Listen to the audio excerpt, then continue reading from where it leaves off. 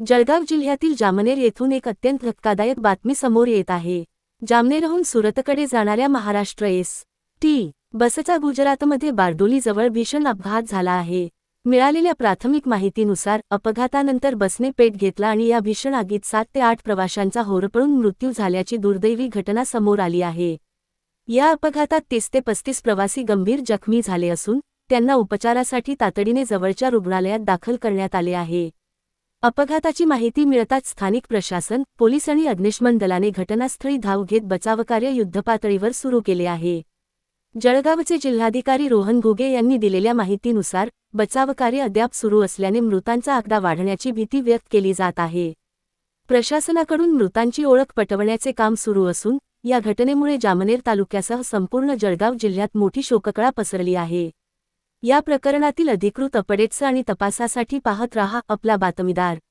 आपल्या इथून जामनेर येथून सुरत येथे जाणाऱ्या बसचा अपघात बारडोलीच्या जवळ झालेला आहे। ती बस सकाळी 7:30 वाजताच्या सुमारास आपल्या इथून निघाली होती आणि 3:30 वाजताच्या सुमारास तिथे अपघात झालेला आहे। आणि अपघात जो झालाय त्याच्यामध्ये बसनी पेट घेतलेला होता आणि त्यामध्ये आपल्या इथल्या कुऱ्ह्याचे जे एक ड्रायव्हर होते त्यांचा मृत्यू झाल्याची प्राथमिक माहिती आहे आणि 7 जे आहेत लोक त्यांचा मृत्यू झाल्याची देखील प्राथमिक माहिती आहे आणि 33 लोक गंभीर जखमी आहेत आणि ते बारडोली आणि तेथील सरदार पटेल आणि ओमसाई हॉस्पिटल या ठिकाणी त्यांना ऍडमिट करण्यात आलेलं आहे। माझं जिल्हाधिकारी सुरत यांच्याशी पण बोलणं झालं, एसडीएम बारडोली यांच्याशी पण बोलणं झालेलं आहे आणि आपली टीम जी आहे बस म्हणजे जे आपले रिजनल मॅनेजर आहेत ते तिथे पोहोचलेले आहेत आणि आपली टीम देखील त्यांच्या संपर्कामध्ये आहे।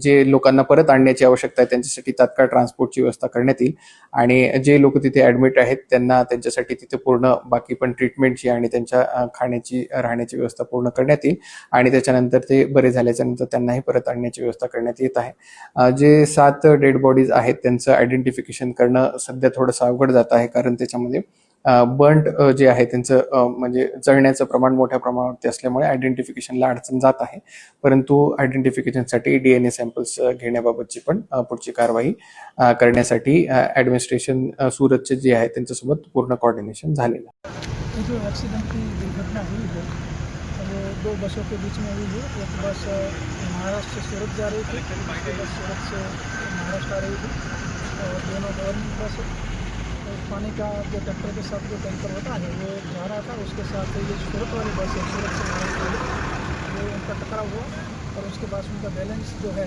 वो बिगड़ गया और डिवाइडर टूट के सामने की साइड ये बस चली गई और महाराष्ट्र से सूरत आने वाली बस थी उनके साथ जो टकराव हुआ उसकी वजह से वो बस पलटी हो गई और पलटी होने के बाद उसमें आग लगी। आग लगने की वजह से कुछ लोगों को इंजरी हुई है, कुछ लोगों का डेथ हुआ है और सबको तात्कालिक हमारी यूना डिस्ट्रिक्ट की जो टीम है सब टीम में आकर सबको रेस्क्यू किया गया है। जो भी इंजर्ड पर्सन है उनको प्राथमिकता के आधार पर अभी सब डॉक्टर्स की टीम उनको सारवार दे रही है और उनके जो परिवारजन है उनके साथ हमारी टीम संपर्क में है और यहाँ आ जाए और हमारी जो इन्वेस्टिगेशन है इन्वेस्टिगेशन अभी चालू है। कितने लोग इसमें लगभग डेथ कर 7 लोगों का दुखद मृत्यु हुआ है और तकरीबन 20 से 25 लोग इंजर्ड हुए हैं, लेकिन उसमें सभी हॉस्पिटल के साथ हम संपर्क में हैं क्योंकि कुछ एक लोग जो नॉर्मल इंजरी हुई थी वो कुछ एक लोग प्राइवेट व्हीकल में भी यहाँ से जो अच्छे नागरिक कोई जा रहे थे उनके साथ भी चले गए हैं। तो हॉस्पिटल से जैसे इंफॉर्मेशन आएगी उसके मुताबिक हमारी टीम इनको नोट करती जा रही है और इन्वेस्टिगेशन में इनको शामिल करती जा रही है ताकि एग्जैक्ट पता बाद में चलेगा।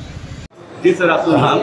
डॉक्टर लक्ष्मण ટેલિયાણી, ટ્રોમા સેન્ટર નવી સિવિલ હોસ્પિટલ સુરત ખાતે અત્યારે બારડોલીના જે બસના અકસ્માતની જે ઘટના થઈ છે એમાંથી 6 દર્દીઓ અત્યારે આવેલા છે। એમને નાની મોટી ઈજાઓ છે, હેડ ઇન્જરી પણ છે, ફ્રેક્ચર્સ પણ છે, પણ સદભાગ્યે અત્યારે વાઇટલી સ્ટેબલ છે। હાલમાં એમની સારવાર સારી રીતે ચાલી રહી છે અને અત્યારે પૂરતી સુવિધાઓ અને પૂરતા ડૉક્ટરો છે, સારવાર સારી રીતે ચાલી રહી છે। મૃત્યુ આંકડા સર કેટલા? અત્યારે કોઈ મૃત્યુનો કોઈ પણ મૃતદેહ અત્યારે કોઈ આવેલું નથી।